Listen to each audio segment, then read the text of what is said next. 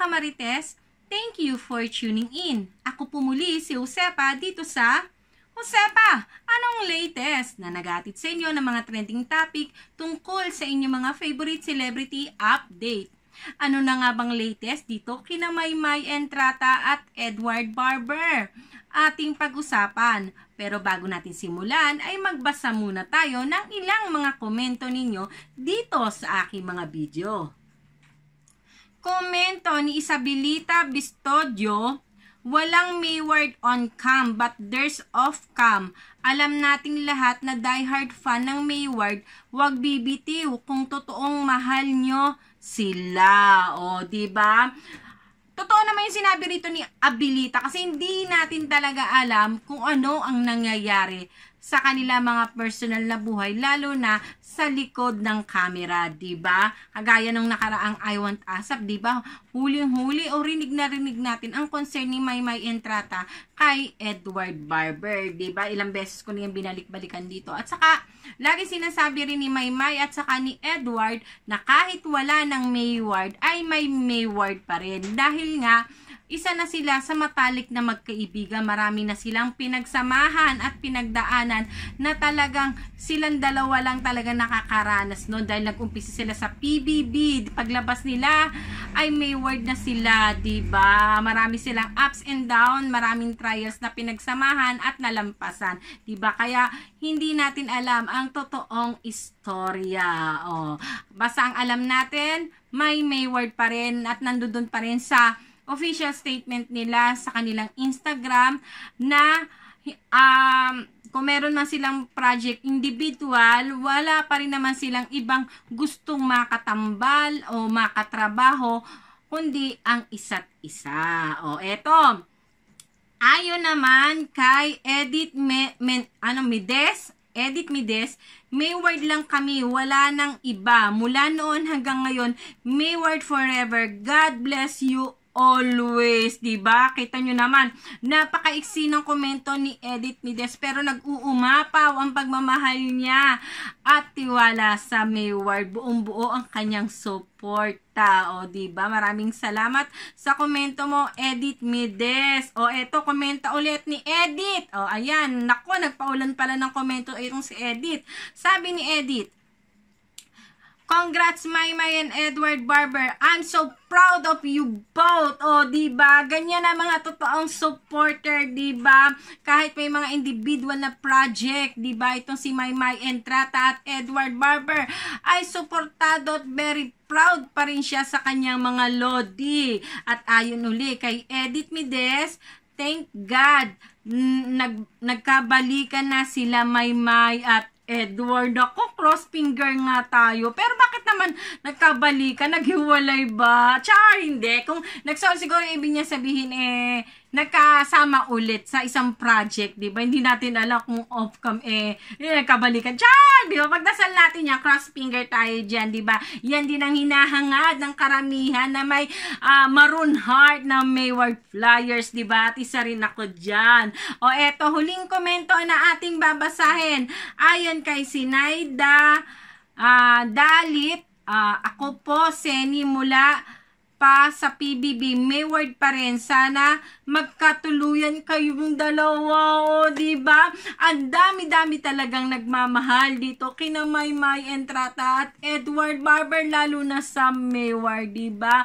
At talaga namang nakakatuwa at nakaka-proud din naman ang mga supporter ni na Maymay Entrata, Edward Barber at ng Mayward kasi kahit sa mga individual nilang project ay suportado pa rin talaga nila ang Mayward. O, eto nga, ang latest nga update dito kina Maymay Entrata at Edward Barber. Sa nag-IGS nga itong handler nila na si Miss Love Kapulong sa kanyang Instagram story. Nag-promote na siya ng mga project ni Maymay Entrata at Edward Barber. Eto nga, pinost niya ang ganap ni Edward Barber at ni Maymay Entrata rin. Naganap nila sa US na si Edward Barber ang mag-host, diba? Vlogger dito ang lolo nyo. Ay, lolo. vlogger dito, ang lodi natin na si Edward Barber. Ayan, kasi baka may magalit na naman at tinawag ko na naman si Edward na lolo. Endearment call ko lang po iyon. Ayan, vlogger ngayon dito si Edward, kaya supportahan natin at mamaya na siya ipapalabas sa YouTube channel. Ayan ha, suportahan ninyo ang YouTube channel. Ayan, dito nyo siya mismo panoorin sa Star Magic YouTube channel. Mamaya natin yan mapapanood sa ganap na, anong oras ba ito ipapalabas? 6 p.m. Ayan, Manila time. Streaming worldwide. Ayan, ang sabi, ang caption ni Miss Love Kapulong sa post niya. Episode 1, Hello New York, hosted by Edward Barber. Ayan, nandiyan si Maymay. Ayan, Star, kapamilya. Join Edward Barber and the rest of the Star Magic artists as we explored the city that never sleep, New York City, on the first episode of the afternoon show. Ayan, yung mga behind the scene, diba? Yung kanila mga gala adventure, diba? At pagbabanding, mapapanood na natin yan. Supportahan natin. Ayan ha, pataasin natin ang view ng Star Magic na mag-host dyan. Ang host dyan, ang vlogger dyan, diba? Si Edward Barber. Kaya huwag nyo ang antayin dito sa aking YouTube channel dahil hindi ko ipapalabas yan dito. Doon natin panoorin sa YouTube channel ng Star Magic. Mamaya po, September 21, Wednesday, streaming worldwide, 6 p.m. Manila time. On YouTube channel ng Star Magic. Ayan, may pa-hashtag Star Magic The After Show. Hashtag Star After Show MFYT. Episode 1, afternoon show, Edward. Ayan ha. Talaga naman, naka-ano pa rito. Naka-mention pa si Edward Barber. Diba? Talagang bidang-bida dito ang ating loading si Edward Barber. At syempre, papahuli ba naman na i-promote ni Miss Love? Ayan, prinomote na rin ni Miss Love ang project, diba, ni Maymay Entrata. Ayan, na may caption siyang, Get to watch Star Magic Slay Volume 2 first. This is your chance to meet and greet Slay cover girl Maymay Entrata, Ultimate Slaymate Moira Lacambra, and Slaymates Rain Parani and Isabel Lochi. Ayan, get your ticket here. Ayan, nakaano yung link ng Star ng KTX. Ayan, Star Magic Slay Advanced Screening and Virtual Meet and Greet. Diba? Ayan, bili na kayo. Kung bibili kayo ng ticket ng kay Maymay Entrata sa Slay, kung meron kayong budget, pindutin niyo yung SBIP. Dahil yung SBIP, merong meet and greet exclusive kay Maymay Entrata lang po ito. Kasi yung 399, wala po dyan si Maymay Entrata. Ang nandiyan lang po sa meet and greet na yan ay yung tatlong babae na kasama niya. Ayan nga si Moira, si Rage, ano ang pangalan nito? Tapos si Isabel, yan, silang tatlo, pero wala dyan si Maymay Entrata dyan sa VIP na 399. Wag po kayong malilito. Si Maymay Entrata po nasa 799. Ayan, ang kasama po sa 799 sa SBIP ay pre-show.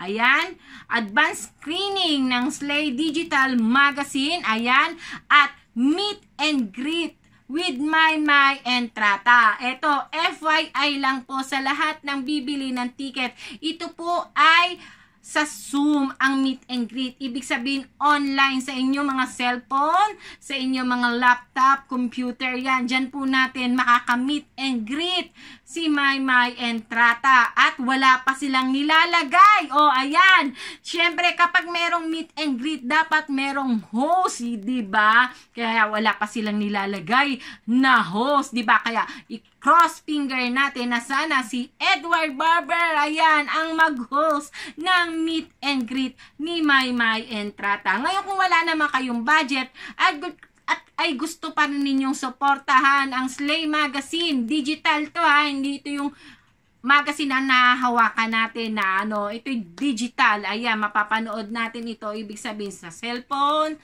sa inyong computer, sa laptop. Ayan. Sa halagang general ad, ayan, 199 lang po pre-show. Advanced screening ng Slay Magazine ni Maymay Entrata. Ngayon, kung wala naman po kayong budget pero gusto nyo bumili ng ticket na SBIP na merong meet and greet itong si Maymay Entrata, pwedeng-pwede nyo pa rin po yung gawin dahil marami pong solid Maymay. Ayan, maraming solid Maymay ang merong promo dahil sa pagmamahal yan. Dahil sa pagmamahal at pagsuporta natin kay Maymay Entrata, marami pong solid Maymay ang may promo na may 50% off sila. Ayan. Limited slot lang po ito. O, bawal ang hoarding. Ayan. Kung gusto nyo mapanood si Maymay Entrata at hindi kaya ng budget ninyo, ayan, may papromo si Maymay. Maymay Dreamers, ayan, sa Twitter, punta lang po kayo sa Twitter, ayan, limited Maymay Slay promo, get 50% off on SBIP tickets from 799, mabibili nyo na lang po siya ng 400 pesos. Ayan, sino ang inyong kukontakin? Ayan, i-DM nyo lang po ang Maymay Team Entrata. Ayan, Team Entrata or Maymay Dreamers. Ayan, para maka-avail po kayo ng SBIP. Ayan, na 799, makukuha nyo lang po siya sa halagang 400 pesos. Ngayon, mababayaran nyo po siya through GCash. Ayan, GCash details from the payment. Promo until budget last. O, first pay, first serve. O, diba? Bayad muna kayo, saka kayo i-reserve ng ticket. Kasi syempre, mahirap nang i-reserve kayo tapos hindi nyo naman pukunin, diba? Sayang naman yung ticket, diba? Kaya, o, ayan, take note, no hoarding. One ticket per buyer only para lahat mapagbigyan, lahat makanood sa meet and greet ni Maymay Entrata. Ayan, o, sana makabili rin ako rito, makabil din ako ng pa-promo ng solid Maymay, diba? Dahil isa rin ako sa mga hindi kaya ang budget na 799 kahit gaano ko pa kamahal si Maymay Entrata. Syempre, pangailangan muna ng pamilya ang priority natin dyan. Kaya kung sino man yung medyo dyan, angat-angat, medyo maluwag-luwag, nakaka-LL, ayan, na ibig sabihin nakakaluwag-luwag, o baka naman ma-sponsoran ninyo ang inyong lola Josepa. At eto, meron akong ayan, magbabasa muna ako ng isang post o isang comment ni Sir Owen Sarmiento na umagaw talaga ng aking atensyon na talaga namang hindi natin maiiwasan na may mga tao talagang pasaway, diba? O eto, ipinost nga ni Sir Owen Sarmiento. Si Sir Owen po, sa hindi nakakaalam, si Sir Owen po ang makeup artist ni Maymay Entrata. Ayan po, simulat sa po si Sir Owen na po ang makeup artist ni Maymay Entrata. Minsan siya rin po nagme-makeup kay Edward Barber. Pero mas madalas po si Maymay Entrata talaga ang mini-makeupan niya. Ayan, ayon kay Sir Owen, ayan, sana all perfect with smile. With natatawa siya. Diba? Sana all perfect. Bakit ba nasabi yun ni Sir Owen na sana all perfect? Ito lang naman, ipinost ni Sir Owen ang isang comment. Ayan. Isang comment siguro ito sa Instagram siguro to, ayong kaninong Instagram, baka sa kanyang Instagram post, may nag-comment sigurong isang, ewan kung sino ito, ang pangalan ay, ayan, Carmela Riones. Ayan, ang komento niya, ayan, basahin natin ha, para medyo ma-high blood tayo ng konting-konti, diba? Eto, ayon kay Carmela Riones, Ayan, yung alaga mo. O, sinong ini-imply niya? Alaga ni Sir Owen. Di ba si Maymay siguro ini-imply nito? Nakakahiya siya pa yung napunta sa lalaki. Kung talagang mahal siya ng foreigner na yon, yun ang mag-e-effort na napuntahan siya. O, may punta naman siya rito, di ba? May punta naman siya rito. Yun nga, yun ang mag-e-effort na puntahan siya. Hindi siya ang pupunta ulitin nga natin. Yung alaga mo, nakakahiya. Siya pa yung napunta sa lalaki. Kung talagang mahal siya ng foreigner na yon, yun ang mag-e-effort na puntahan siya.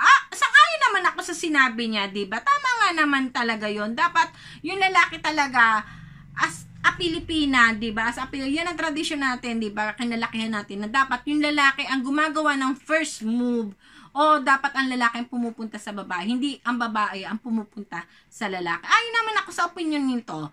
O eto, hindi siya ang pumupunta, hindi siya ang pupunta. Magkaroon naman siya ng kaunting delikadesa. Yung mga solid niya halos ilubog at sabihing manluloko, kondo boy, at hindi man lang niya naipagtanggol dahil siya pala yung unang nagloko. Uy, di naman siguro, wala naman siguro nangyayaring lokohan na nangyayari. At saka hindi rin natin alam, ayan yung hindi naipagtanggol ni Maymay Entrata si Edward Barber. Paano kung si Edward mismo ang nagsabi kay Maymay na huwag nang patulan, 'di ba? Hayaan na lang, 'di ba? Kung paano kung si Edward mismo nag-awat kay Maymay na huwag mo nang patulan, hayaan mo na lang kasi alam naman natin ang katotohanan, ba't natin sila papatulan? 'Di ba? Yun lang naman 'yon, oo. Dahil siya pala yung unang nagloko, siya pa yung nagloko na hindi naman maganda. Feeling niya ang ganda niya, laki naman ng bunganga. Nakakahiya lang na siya pa ang napunta sa lalaki. Diyan naman ako hindi sang-ayon. Tapos tinag mo pa si Maymay Entrata na nasusuka ka pa, diba? Kasi na to, panlalait na ito eh. Yung una medyo sang-ayon ako sa una mong komento. Kasi tradisyon natin yan as a Pilipina, dalagang Pilipina, diba? Pinalaki tayo na dapat ang lalaki ay napunta sa babae, nadalaw, hindi tayo dapat nang pupunta, lalo na kung boyfriend lang naman natin, 'di ba? Pero ito sa sa gitna mo, ayan, hindi pinagtanggol. Hindi natin alam kasi baka mamaya si Edward ang mismo nag-hesitate na wag na lang patulang. Kasi kahit naman si Edward Barber, 'di ba, nanahimik din siya. Hindi na rin niya, anak, ano nga nag-charger? Pasensya na kayo. At nalobat ang laptop. Eto nga. Sana ba tayo kanina? Pasensya na kayo at nalobat. Sinarge mo na yung laptop. Eto. Pero yung ginawa mo dito sa dulo, dito ako hindi sang-ayon naman. Masyado mo nang nilait dito si Maymay Entrata. Diba? Na sabi mo, siya pa yung nagloko na hindi naman maganda. Bakit kailangan ba entitled ka muna? Kailangan ba merong requirements ang mga taong nagloloko? Kailangan maganda at gwapo ka muna bago ka magloko, 'di ba? Hindi naman lahat ng magaganda at sila lang may karapatang magloko. Nasa tao 'yan, choice mo 'yan kung magloloko ka o hindi, choices mo yan. Pero hindi maganda itong sinabi mong maganda ba siya, laki ng bunganga, sobra naman. Patingin nga ng itsura mo, Carmelariones, diba? Ay, may salamin po ba sa inyo? Pero kahit naman kung kayo man maganda, wala naman siguro kayong karapatang manlait ng kapwa ninyo o ng iba, diba? Ito yung madalas ko rin sinasabi, yung lagi nyong inaano rin si Edward, yan, eto binalikan ngayon dahil nga, kaya nga dapat celebrity na kayo, yan, yan, mga celebrity, Yan, yung mga private life ninyo, huwag na ninyong i-tweet, i-post sa social media dahil kapag pumasok kayo sa showbiz industry o kaya sa politika, ay pag-aari na rin kayo ng lahat ng inyong ipopost, lahat ng inyong makakasama, ay talaga namang lahat merong sasabihin, lahat merong opinion, di ba? Ganun talaga, kaya nga lagi ko sinasabi, mag-move on na kayo dyan sa condo issue na yan dahil nga yan ay isang barkadahan lamang na lagi na lang kung ano-ano na lang inisip ninyong ginagawa doon ni Edward, nakalasuan, Diyos ko kung saan na nakarating dahil lang nandoon si Edward Barber sa condo ni ano pangalan noon, ni Lexie, di ba? Oh, tapos kakapula nyo kay Edward, kakaisip nyo ng hindi maganda, nalilimutan na ninyo na itong si Maymay Entrata, o diba, yung boyfriend niya sa CDO, diba, natulog siya sa bahay ng boyfriend niya, o tapos ngayon naman yung boyfriend niya sa Canada, siya pa mismo ang nagpunta do sa boyfriend niya sa Canada na ilang buwan siya ro nag-stay na wala naman siya kakilala doon. O di syempre sino lagi niyang kasama yung boyfriend niya, 'di ba? Kaya minsan be careful din tayo. Kung ayaw natin gawin kay Maymay, ay huwag din natin gawin sa iba, 'di ba? Yun lang naman ang masasabi ko diyan. Pero sana huwag naman yung to the point na yung hinila mo na rito si Maymay na malaki ang bunganga na hindi na makagandahan siya pang ano, tapos meron ka pang kaya dapat talaga yung mga SIM card na yan, yung mga social media na yan, pinaparegister na yan para malaman talaga kung nasa saan yan eh. Pero kung ako dito lang, kung ako lang dito kay Sir Owen o kung sino mang artist, dapat yung mga ganitong ano, hindi niya na masyadong pinagpapatulan eh. Kasi the more na pinapatulan mo sila, the more na magpapapansin at the more na pupulaan ka nila, 'di ba? Kaya hayaan mo na lang sila. Kasi mas lalo silang natutuwa kapag gaya niya, pinost na ganito, ako rin pinansin ko lang, mas lalo silang natutuwa dahil yung atensyon na hinahanap nila ay nakuha nila dahil nga do sa ginawa nila. Ayan, gaya niya, nakuha niya yung atensyon ko, di panalo siya. Oh, kaya yan na lang iwasan natin sa mga celebrity. Iwasan na lang siguro natin mag-post ng mga personal life natin para wala ring maibato sa atin, 'di ba? Syempre yung mga idol natin naman kasi hindi naman sila mga perpekto, hindi naman sila mga santo. Kaya huwag natin sila masyadong ilagay sa pedestal. Ngayon, kung meron tayong hindi magandang nagawa nila, o isipin natin tao din yung mga yan, o diba, suportahan na lang natin sila dahil mahal sila. Oh, siya ang dami nang sinabi ni Lola Josepa. O sa susunod na video ko, pag-usapan na lang natin si Maymay Entrata at Edward Barber kung ano na ba talaga ang latest sa kanila. O, medyo iwas-iwasan muna natin itong mga ganitong kanigahan, diba? Masyado nang magulo ang mundo. Ngayon pa lang tayo unti-unting nakakaahon. Ayan, sa susunod na video ko, pag-usapan naman natin ang latest. Ayan, ang latest na update kina Maymay Entrata. Kina Maymay Entrata at Edward Barber, magkumustahan tayo muna sa kanila. At syempre, i-promote natin ng bonggang-bongga ang mga project. Ayan, mga project ni na Maymay Entrata at Edward Barber. O ayan, sa mga hindi pa nakasubscribe dito sa aking YouTube channel at gusto nyo na lagi kayong updated, o ayan, kina Maymay Entrata, Edward Barber at sa Mayward, ay huwag nyong kalimutang mag-subscribe.